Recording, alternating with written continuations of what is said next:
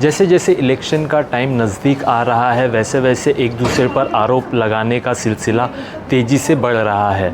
नीला सोंस जो कि पूर्व नगर सेविका थी, उनके द्वारा प्रेस कॉन्फ्रेंस रखा गया है और जनहित की आवाज़ के माध्यम से उन्होंने पत्रकारों से क्या बात की है, आइए जानते हैं।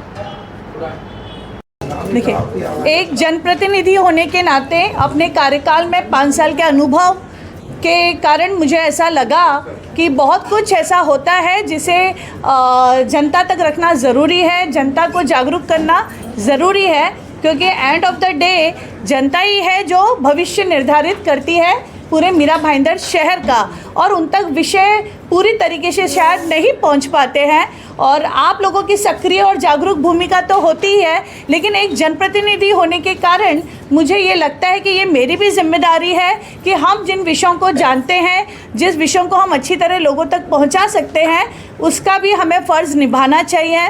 अपने क्षेत्र में या अपने कार्यकाल के दौरान जो कार्य मैंने किए हैं उनका प्रेजेंटेशन भी मैंने इसी तरीके से दिया था, लेकिन जो कार्य हमारे सामने गलत हुए या हमने जिस पर रोकने की कोशिश की और हम सफल तब तक नहीं हो पाए, उन कार्यों पर भी अभी भी हमारी कार्य चालू है, लेकिन जनता से अवगत कराना भी उतना ही ज़रूरी होता है, क्योंकि ये मेरा मानना है कि जागरूक व्यक्ति ही जिम्मेदारी पूर्वक कोई भी फैसला कर सकता है। तो ये एक जागरूकता का इनिशिएटिव है, शुरुआत है, जो सिर्फ आज के लिए नहीं है। आप ये कह सकते हैं कि चुनावी माहौल में, लोकतंत्र में, क्योंकि लोगों को फैसला करना, इसलिए शुरुआत आज से की है, लेकिन ये निरंतर चलता रहेगा।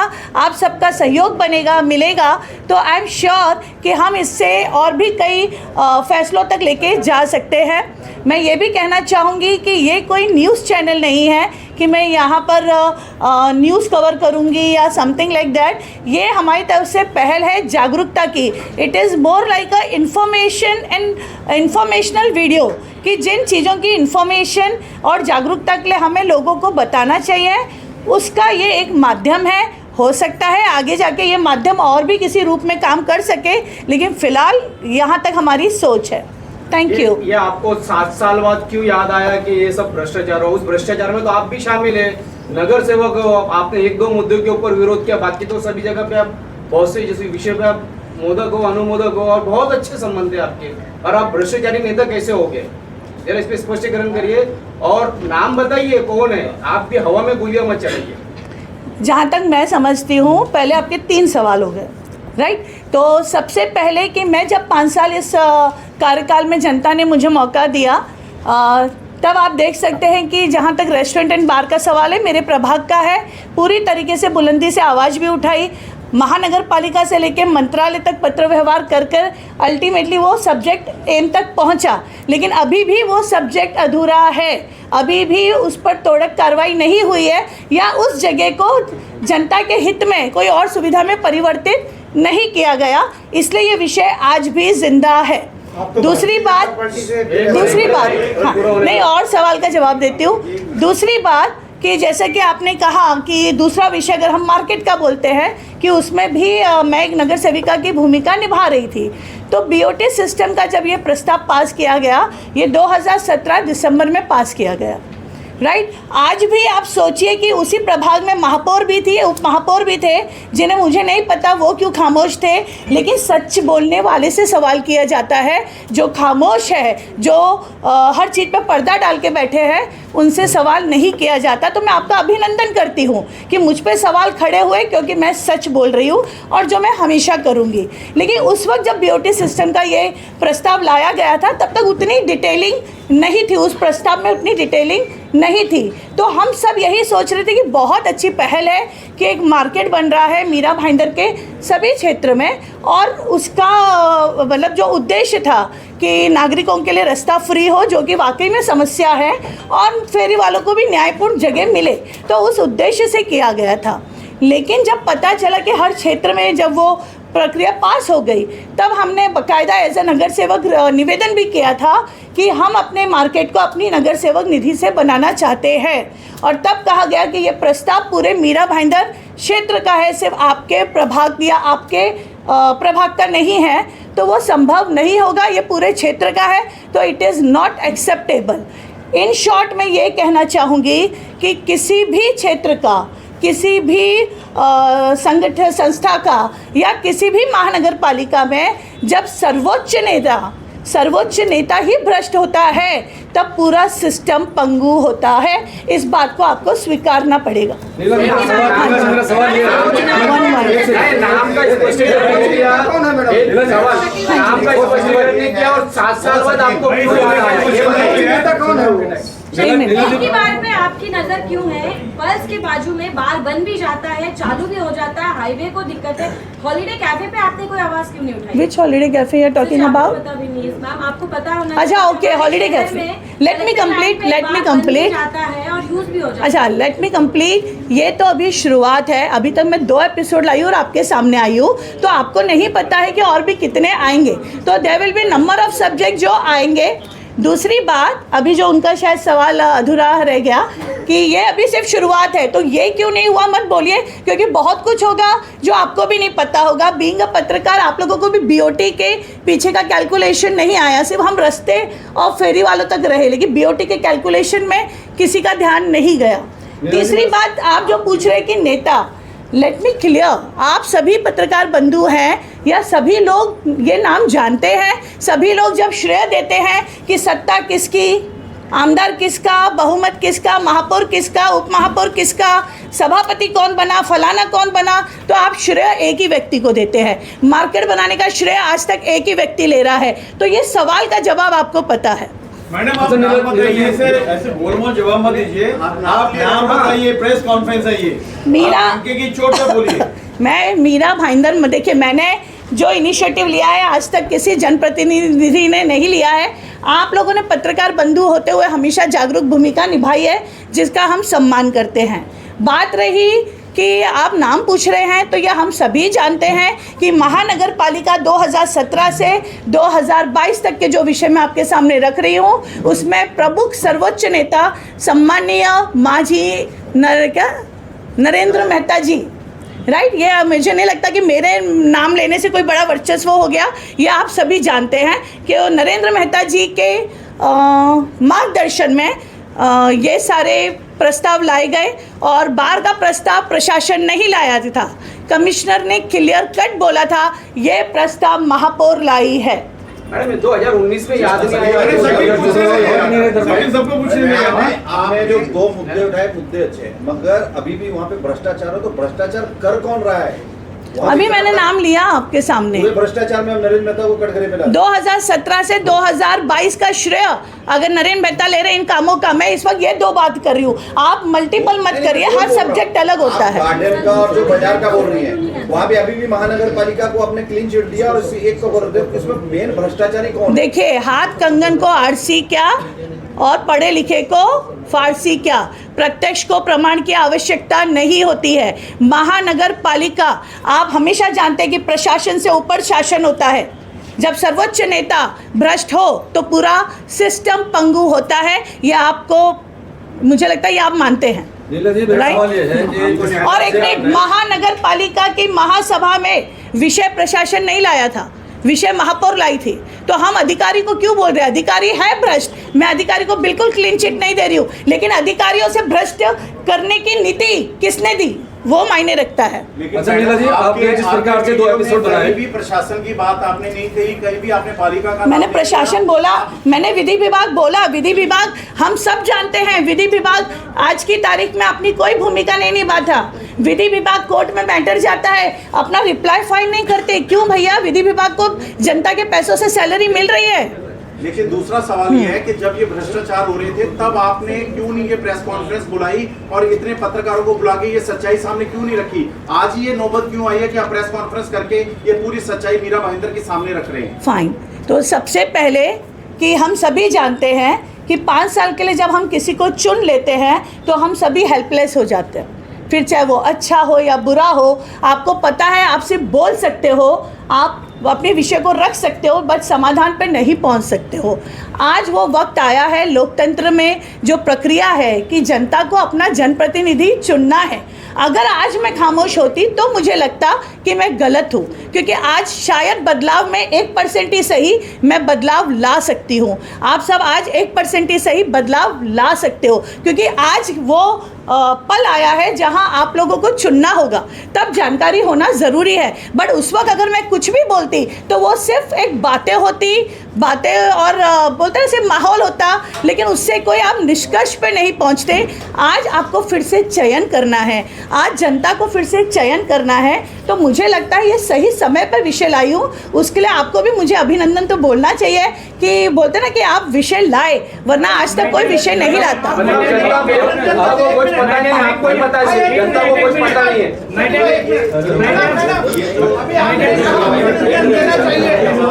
आपको अभिनंदन देता हूँ पत्रकारों की तरफ से, लेकिन 5 साल विधायक तो यहाँ पे गीता जयंती नरेंद्र मेहता को चुनने वाली बात कहाँ आ रही है? वो तो निर्णय 20 तारीख के बाद आएगा। और मैडम साथ में ये भी बता दीजिए कि कहीं ना कहीं आप भी सरकार का हिस्सा है। अभी आपने बताया कि मैंने पत्र व्यवहार किया, तो सरकार ने आपकी क्यों नहीं सुनी? सबसे पहले कि यहाँ पर क्योंकि जो दोनों विषय हैं वो महानगर पालिका से संबंधित है। वो मतलब आमदार जो आप बोलते हो कि महानगर पालिका में जिसकी गोयल जी आंसर तो सुन लीजिए, आपका क्वेश्चन था। नहीं सुन, हम लोग समझ में आ गए। आप सुनने के बाद डिसीजन लीजिए। हाँ, महानगर दोनों ही विषय महानगर पालिका के हैं। आप ही सभी लोगों ने एक बार नहीं हजारों बार छापा है कि महानगर पालिका का सर्वोच्च नेता कौन है। तो महानगर पालिका के विषय में, महानगर पालिका के प्रस्तावों में उसी सर्वोच्च नेता का नाम लिया जाएगा। बात रही मंत्रालय से, तो मंत्रालय से बार वाले विषय को न्याय मिला और बहुमत से पास किया हुआ प्रस्ताव विखंडित हुआ। तो लेट्स एनालाइज कि वो महानगर पालिका का विषय था कि वो आपके मंत्रालय का विषय था। तो लेट्स बी एनालिटिकल। एक क्वेश्चन, हाँ जी, आपने कहा कि इस समय जो आप मैटर उठाए, जब आचार संहिता लागू हुआ तो तब क्या ये आपका शुभ मुहूर्त था? पहला क्वेश्चन। दूसरा, आपने कहा कि 17 से 22 तक भ्रष्टाचार हुआ, तो 22 के बाद क्या भ्रष्टाचार की गंगा मुक्त हो गई कि उसमें कोई भ्रष्टाचार नहीं हुआ? इस पे आप सफाई दीजिए। तीसरी चीज, आप उसी में सत्ता में थी, जब सत्ता में थी तब आपने आवाज क्यों नहीं उठाई? ये 3 प्रश्नों का जवाब दीजिए। ठीक है, सबसे पहला आपका जो प्रश्न था कि अभी क्यों विषय लाई, वो तो मैं जवाब दे चुकी हूँ। दूसरा कि 17 से 22 भ्रष्टाचार हुआ, ये मेरी लाइन नहीं है, ये आपकी लाइन है। मैं विषयों को ला रही हूँ, मैं जनरल कोट कभी नहीं करती हूँ, मैं विषयों पे बात करती हूँ। आपने मुझे जनरल कोटेशन देते हुए नहीं बोलागा सब नहीं।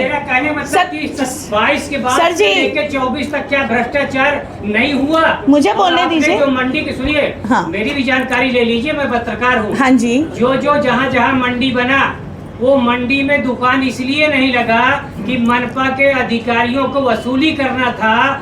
मैं खुद उसका गवाह हूँ। जैसल पार्क में मंडी समिति बना, बोला इसमें दुकान मत लगाओ, स्टेशन से लेके लगाओ ताकि मैं वसूली करूँ, और 5 बजे तक दुकान गायब रहता है, उसके बाद दुकान लगाते हैं, वसूली होती है। तो इसमें आप मनपा पे क्यों नहीं घसीटती? और 22 से 24 तक क्या मनपा में भ्रष्टाचार नहीं हुआ? अभी मैं बोलूँ? हाँ, सबसे पहले 22 से 24 या 17 से 22 जिसमें मेरा अनुभव था। अभी मैं 2 विषय लाई हूँ, 2 विषय पे बोल रही हूँ। मेरा बिल्कुल जनरल कोर्ट नहीं है कि हर विषय भ्रष्टाचार के है। मेरा बिल्कुल जनरल कोर्ट नहीं है कि आने वाले विषय क्या होंगे। आप लोगों को विषय पता चलेंगे। 2 विषयों के लिए बहुत ही क्लियर पिक्चर दी हुई है। बात रही मार्केट की, जो आपने कहा कि मार्केट में महानगर पालिका जहाँ एक तरफ 11 करोड़ का कलेक्शन है रोड पे बैठने वाले लोगों से, और वो कलेक्शन किसका है, वो उत्पन्न किसका है? वो महानगर पालिका मतलब जनता के कोष का है। वहाँ दूसरी तरफ सालाना सिर्फ 3.5 लाख रुपए का है। और आपको शायद जानकारी नहीं होगी कि जो अभी रिन्यू किया है 3.5 लाख का कोटेशन, वो कोटेशन भी रिन्यू किया है जो कॉन्ट्रैक्टर को मर के 1 साल हो चुके हैं, वो अभी जीवित ही नहीं है। वो कॉन्ट्रैक्टर अभी जीवित ही नहीं है और दूसरे कॉन्ट्रैक्टर को ब्लैकलिस्ट महानगर पालिका ने किया है। तो वो 2 विषयों की जानकारी मुझे अभी मिली जब मैंने ये सारी चीज़ों से करके कमिश्नर और अधिकारियों से मैं मिली, तो उस पर भी तुरंत कार्रवाई होगी या आने वाले समय पे होगी। तो मेरा जनरल कोर्ट नहीं है, दूसरा विषय कि मार्केट का जब कलेक्शन एक तरफ महानगर पालिका का 11 लाख है और मार्केट में बैठे हुए लोगों का कलेक्शन 3.5 लाख है, तो ये बहुत ही कॉमन सेंस है कि मार्केट के बाहर जब महानगर पालिका के फेरी वाले जब बैठते हैं, जिनसे कलेक्शन मिल रहा है, वो फेरी वालों को नहीं उठाते हैं, क्योंकि उनको ये पता है कि जो बाहर बैठे फेरी वाले हैं वो महानगर पालिका को उत्पन्न दे रहे हैं और जो अंदर बैठे वाले फेरी वाले हैं वो ठेकेदार को उत्पन्न दे रहे हैं। तो हम क्या चाहेंगे? हम यही चाहेंगे कि हमारा मार्केट का प्रोजेक्ट भी सक्सेसफुल होता और जो उद्देश्य था वो भी सक्सेसफुल होता, लेकिन हमारे यही डिसीजन के कारण आज रोड पर से भी फेरी वाले नहीं उठ रहे हैं। सिटिंग एमएलए को आपने इस चीज से संज्ञान क्यों नहीं लिया? आपने इसको खत्म करने का क्यों प्रयास किया? दोनों ही विषय जितने भी जनप्रतिनिधि थे, ऐसा कोई भी नहीं है जो अनभिज्ञ हो, क्योंकि वो महानगर पालिका में उस दौरान नगर सेविका थी।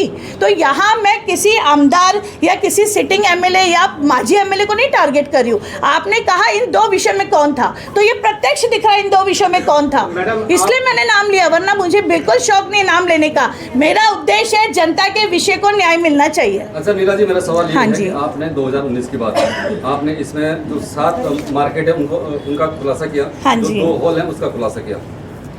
बाद में आपने ये भी बता दिया कि इसमें जो नेता है, हम जो पूछ रहे थे कि इसमें नेता कौन है, आपने नेता का भी नाम साफ कर दिया। क्या आने वाले समय में उस नेता का जो भ्रष्टाचार, जैसे आपने ये इतना निकालो, आगे भी आपके चैनल के माध्यम से आएंगे? बहुत से विषय आएंगे, अभी तो एक एक करके मैं विषयों पे वर्किंग कर रही हूँ, उसका प्रेजेंट कर रही हूँ। तो मैं चाहती हूँ कि विषय इतने सिंप्लीफाई हो कि जनता समझे। ये जो बोल रही कि मार्केट के पीछे का पता था, मैं आपको बता दूँ अच्छे लोगों ने फ़ोन किया कि उनको नहीं पता था। आज अगर आप स्वीकार करते पता था, तो आज तक किसी भी जनप्रतिनिधि, किसी भी पत्रकार बंधु ने कभी मार्केट के पीछे फाइनेंशियल कैलकुलेशन का लॉस नहीं बताया। सिर्फ फेरी वालों तक हम सीमित रहे। लेकिन बीओटी सिस्टम का मतलब क्या होता है? कोई चीज़ अगर 10 लाख की बन रही है, अगर आप दे रहे हो, सबसे बड़ी सवाल है यार, जो 25 लाख के हम चौक बनाते हैं, ना जाने क्या क्या बनाते हैं, मार्केट तो आप खुद अपने क्या बोलते हैं निधि से बना सकते थे। लेकिन क्योंकि जब मैंने आपको बताया कि क्योंकि सर्वोच्च नेता ने ही कह दिया कि वो पारित हुआ और सारे मार्केट में कॉमन होगा। मैडम पत्रकारों एक सवाल अभी उनको भी करने दीजिए। मैडम एक सवाल विषय से हटकर है। हाँ जी। पीछे आपने एक बात करते हुए कहा था कि आप अपने अधिकारों की लड़ाई लड़ रही हैं, तो मैं ये जानना चाहता हूँ कि वो लड़ाई कहाँ तक आई है? किस लड़ाई की बात कर रहे हैं आप अपने अधिकारों की लड़ाई की बात कर रही थी, तब की बात, मतलब मेरी वो लड़ाई कानूनी रूप में चल रही है। नहीं मैं वो लड़ाई में आपकी कहाँ तक आई, या फिर आपने समझौता कर लिया है, ये क्या? मेरी वो लड़ाई कानूनी रूप में चल रही है। आप कानून में जाके पता लगा सकते हैं, हर चीज़ ऑन पेपर है, वो लॉ एंड ऑर्डर है। लेकिन उसमें मुझे नहीं लगता कि कोई भी जनता या आप क्या बोलते हैं पत्रकार बंधु उसका प्रचार प्रसार करके मुझे न्याय दिला सकते हैं। वो लड़ाई न्यायपूर्ण लड़ाई है, वो मैं लड़ रही हूँ, तो उसका मुझे नहीं लगता यहाँ पर उसकी जानकारी का कोई भी पब्लिक से कनेक्टिविटी है। आपने खुद वीडियो जारी तो मेरी लड़ाई चालू है। मैंने वीडियो हेल्प नहीं, मैंने अवगत कराने के लिए किया था, मैंने अवगत करा दिया। तो विषय जानना चाहता हूँ कि क्या स्टेटस क्या किया, फिर समझौता कर लिया? मुझे देखिए, समझौता कुछ विषयों में नहीं होता है कभी भी, तो कुछ विषयों में न्याय के लिए आप लड़ते हो और वो लड़ाई चल रही है। Thank you for the concern, thank you for the concern. Madam पत्रकारों को आपने दोष दिया कि मार्केट के बारे में किसी ने, मैं दोष नहीं दे रही हूँ, मैं ये बता रही हूँ कि लोग उतना नहीं डीप सोच पाए। आपके वर्ड है कि पत्रकारों ने भी ध्यान नहीं दिया, मतलब पत्रकार कहीं ना कहीं नहीं, जागरूकता, देखिए इसको जागरूकता बोलते हैं, दोष नहीं। इसके इशारे पर जनहित की आवाज की आज इलेक्शन के मूवमेंट पे आप आवाज उठा रहे हो, उस लोक प्रतिनिधि ने या आपने इसके खिलाफ क्या किया? कोर्ट में गए, पुलिस कंप्लेंट की, ईडी के पास गए, भ्रष्टाचार के लिए गए, या एंटी करप्शन में गए? कुछ तो किया होगा ना आपने, या सिर्फ आपको चुनावी माहौल खराब करने के लिए इस तरीके का षड्यंत्र रचने के लिए कहा गया? ठीक है, सबसे पहले कि विषय को भ्रमित करने के लिए आप अगर ये कह रहे कि किसी और के कहने पे इनिशिएटिव लिया हो, तो सबसे पहले आपको मैं बता दूं कि महासभा में भी मैं ही थी जिसने 3 बार प्रस्ताव आया, 3 बार खुलकर विरोध किया, राइट। तो मैं किसी और के कहने पे नहीं, ईश्वर ने जो क्षमता मुझे दी है, जितना ज्ञान मुझे दिया है, उस हिसाब से मैं अपनी तरफ से छोटे ही लेवल पे सही कोशिश कर रही हूँ। उम्मीद करती हूँ आप लोगों का सहारा मिला, साथ मिला, तो बड़े लेवल पे करूँगी। लेकिन विषय को नहीं, लेट मी कंप्लीट। विषय को भ्रमित करने के लिए बिना आधार के आप बोलोगे किसी और के कहने पे, मैंने दोनों विषय अगर दिए हैं तो पूरे तथ्य और सत्य के साथ दिए हैं। तो भ्रमित करने वाले कोटेशन मत बोलिए। इफ यू वांट टू से, कहिए किसी के कहने पे है तो आप मुझे बताइए, प्रूफ करिए। तो मैं किसी के कहने पे काम नहीं करती हूँ, मैं जनता के लिए काम कर रही हूँ। दूसरा आपका सवाल क्या था? चुनाव में आपने क्या किया? हाँ, भ्रष्टाचार, हाँ, आप जिस लोक प्रतिनिधि के समर्थक है बोल रही हूँ, आपने क्या किया? मैं बोल रही हूँ। पहली बात तो मैं भारतीय जनता पार्टी की समर्थक हूँ, तो आप किसी एक व्यक्ति तक मुझे सीमित मत रखिए, ओके प्लीज़। दूसरी बात, मैंने जो किया वो आप लोगों के सामने है। महासभा में उस विषय पे तीनों बार मैंने पूरी तरीके से तथ्यों के साथ, ये जो मैंने यहाँ प्रेजेंटेशन दिया है, सेम प्रेजेंटेशन मैंने महासभा में दिया था। आप सभी साक्षी है कि वोटिंग करने तक नहीं दिया था, जबकि जो का प्रस्ताव होता है कि उस पर वोटिंग होती है, लेकिन नहीं दिया गया था। कितना क्या बोला गया वो तो आप छोड़ दीजिए, लेकिन उस वक्त भी मैंने आवाज़ उठाई थी और उस विषय पे न्याय एटलीस्ट इतना मिला कि विखंडन हो गया प्रस्ताव, बहुमत का प्रस्ताव विखंडन हुआ, ये आपको भी जानकारी है। मार्केट के लिए ऑलरेडी मैंने पत्र व्यवहार किया है, कमिश्नर सर ने एश्योर किया है कि वो उस पर एक्शन लेंगे, तो मुझे पूरा विश्वास है कि उस पर भी न्याय मिलेगा, और नहीं मिला तो आप सब मिलकर साथ देंगे, जनता साथ देगी, हम उसमें न्याय लेने में सफल होंगे। मैडम, हाँ जी। मार्केट का विषय आपने लिया, भ्रष्टाचार हुआ, लेकिन होल्डिंग के मैटर में इतना करोड़ों का भ्रष्टाचार हुआ, 100 रुपए से आधे रेट में दे दिया गया, तो उस विषय को क्यों नहीं लिया मुद्दे को आपने? जैसा कि मैंने आपसे पहले भी कहा था, कई मुद्दे आएंगे, कई विषय आएंगे, थोड़ा सा धीरज आप भी रखिए, थोड़ा सा वक्त मुझे दीजिए। अभी तो 2 विषय आए हैं, अभी तो बहुत विषय आएंगे। चुनाव 1 महीने में खत्म हो जाएगा, लेकिन अब ये विषय या ये जनहित की आवाज़ खत्म नहीं होगी, ओके? क्या ये माना जाए कि ये लड़ाई नरेंद्र मेहता बनाम नीला सोंस है, ऐसा माना जाए? आप अगर जनता के विषय को इतना सीमित दायरे में रखना चाहते तो वो आपकी चॉइस है, लेकिन यहाँ पर कहाँ पर आपको लगा कि नरेंद्र मेहता मैं बोल रही हूँ? मैं, आप लोगों ने सवाल किया तो मैं आपको जवाब दे रही हूँ, क्योंकि आप ही लोग हमेशा बोलते रहे हो ना कि महानगर पालिका में एक ही आदमी का वर्चस्व है, तो आपको ये मान्य करना पड़ेगा। तो ये लड़ाई किसी व्यक्ति की नहीं है, ये लड़ाई सिर्फ जनता के हित के लिए है। इसमें दोषी आप शासन को मानते हैं या प्रशासन को मानते हैं? मेरे हिसाब से प्रशासन हमेशा शासन। आज हम, मेरे कार्यकाल में 6 कमिश्नर गए, राइट? अच्छे IAS ऑफिसर आए, IAS ऑफिसर के खिलाफ मोर्चा हुआ, सब कुछ हमने देखा है। अब लेट मी आंसर, हमने सब देखा है। तो मेरा ये मानना है कि अगर प्रशासन, मतलब शासन, अगर शासन ईमानदार होता है तो वो प्रशासन से ईमानदारी से काम करवा सकता है, लेकिन जब शासन यानी सर्वोच्च नेता बहुमत के आधार पर अगर भ्रष्ट होता है तो वो प्रशासन को मजबूर कर देता है, ये तथ्य है। मैम, इस 5 साल में कुछ कार्यकाल है, उसका क्या कहेंगे? सॉरी, ये जो 5 साल जब गए हैं उसमें भी तो कई सारी चीजें हुई, उसके लिए क्या कहेंगे? मतलब प्रशासन का होल्ड नहीं था। आप 5 साल यानी 17 से 22 के बाद जो हो रहा है वो प्रशासन काल चल रहा है, आप और हम सभी जानते हैं, उससे रिलेटेड भी विषय आएंगे। लेकिन पहले जिसमें मैं खुद थी, जैसा कि आपने सवाल किया कि मैडम आप भी तो थी उस 17 से 22 में, तो जहां मैं लड़ सकती थी मैं लड़ी, जहां मैं नहीं लड़ सकती थी, जहां मुझे पता था उसको कायदे में इस तरीके से बिठाया गया है कि मेरी आवाज़, आप बोलोगे कि सिस्टम में रह के पहले ही दिन पे लड़ लो तो आगे आप जनता का काम कैसे करोगे? तो मैंने जब अभी सही टाइम आया आपके सामने विषय रखा, आगे के विषय भी आपके समक्ष जरूर आएंगे। ये विषय 5 साल लगे लाने में, तो ये जो 5 साल के कार्यकाल है ये फिर अगले 5 साल में आप लेकर आएंगे? दूसरे तो विषय भी नहीं लाया, आप फिर गलत लेके जा रहे हैं। आप फिर से नहीं, आप फिर से डिनाई कर रहे हो कि बार को मैंने डे 1 से अपोज किया है, आप फिर से डिनाई कर रहे हो, आप गलत वो भेज रहे हो। महासभा में तीनों बार, हाँ जी, महासभा में तीनों बार मैंने उसका विरोध किया है, तो 5 साल बिल्कुल नहीं लगे, ये आप करेक्ट कीजिए।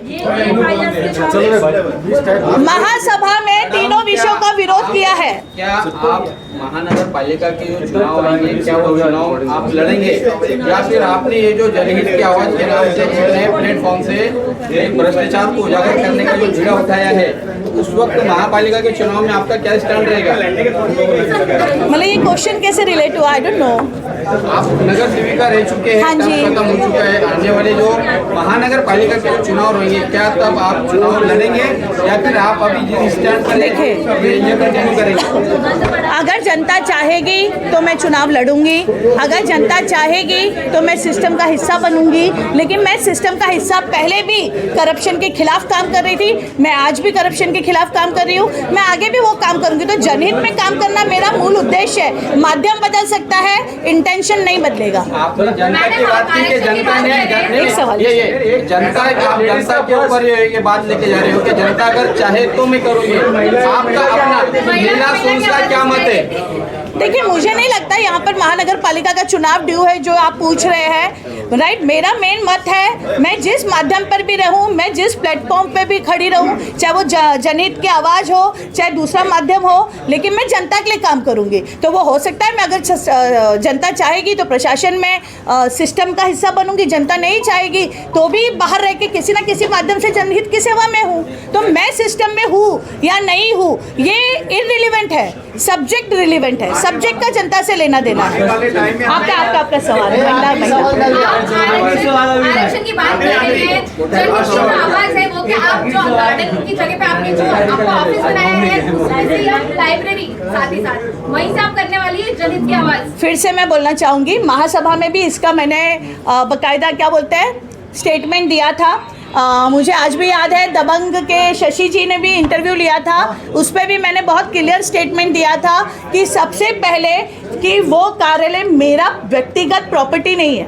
एक होता है आपका कार्यालय होना और एक होता है आपकी प्रॉपर्टी होना, वो मेरी प्रॉपर्टी नहीं है। दूसरी बात, वो कार्यालय आपका गार्डन आरक्षण में नहीं है। तीसरी बात, महासभा में हम लोगों ने बहुमत से प्रस्ताव किया था कि अगर आपको लगता है कोई भी इनलीगल स्ट्रक्चर जो राजनीतिक कार्यालय हो उस पर तोड़क कार्रवाई करे। मैंने शशि जी की न्यूज़ में भी बोला था कि अगर भ्रष्टाचार के खिलाफ या अपने कोई भी जनहित के विषय के खिलाफ बात करने के बदले में अगर वो तोड़क कार्रवाई बोल के मेरी आवाज़ को चुप कराना चाहेंगे तो वो आवाज़ चुप नहीं होगी।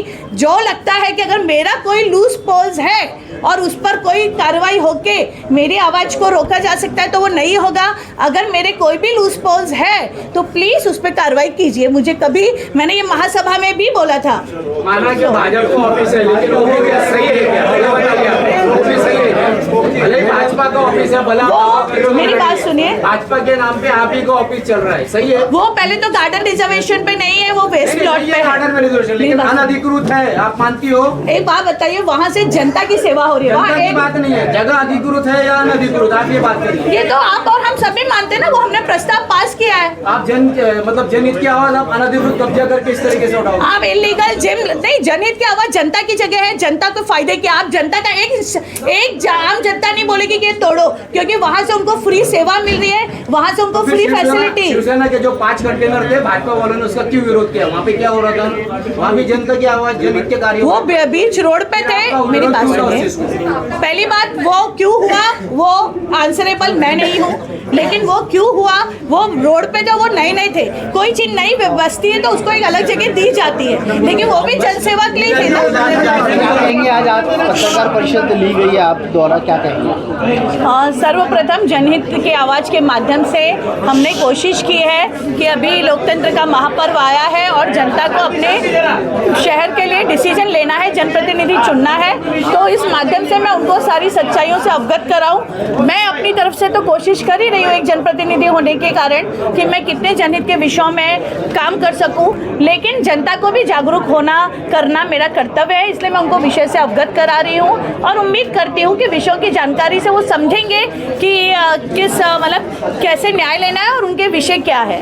मैडम, चुनाव के वक्त ही ऐसे मुद्दे बाहर क्यों आते हैं? क्योंकि चुनाव से पहले जब भी हम बोलेंगे वो गायब, मतलब उसको लोग भूल भी जाएंगे और उस मुद्दे की गंभीरता नहीं होती है। चुनाव के वक्त पर वाकई में डिसीजन लेना है। आज आपको किसी विषय का फैसला लेना है तो आप पूरा R&D और सर्च करोगे, तो वो रिसर्च आप उस वक्त करोगे, तो ये विषयों को इस वक्त रखना ज़रूरी था। इन विषयों पे मैं तो लड़ी रही हूँ, अपनी जो भी कार्रवाई है मैं कर रही हूँ, लेकिन पब्लिक प्लेटफॉर्म पर लाना ज़रूरी था ताकि वो डिसीजन ले सके और उनके लिए आसान हो। भ्रष्टाचार किसने किया और नेता का नाम क्या है जो आप बार बार रिपीट कर रहे हैं? देखिए, दोनों ही विषय महासभा से संबंधित है, दोनों ही विषयों का हमने पूरी तरीके से पुरजोर विरोध किया था और ये दोनों ही विषय जब लाए गए थे महापौर द्वारा तो डेफिनेटली उस वक्त सत्ता के जो सर्वोच्च नेता थे वो सभी को नाम से परिचित है। वो आपके मांझी आपदा नरेंद्र मेहता जी के ही नेतृत्व में महापौर थे, उप महापौर थे और जो भी आगे की गतिविधियाँ थी। मैडम, चुनाव करीब आते हुए हर वक्त एक ही नेता को टारगेट किया जाता है, क्या कहेंगे उसको? तो आप ये कह सकते हो कि एक ही नेता ने भ्रष्टाचार किया है। मैं तो 2 विषय की बात कर रही हूँ, लेकिन उसके लिए मैं जवाबदेही नहीं हूँ कि किसको टारगेट किया जाता है। आप ये समझिए कि टारगेट नहीं हो रहा है, आप विषयों को देखिए। क्या विषय में आप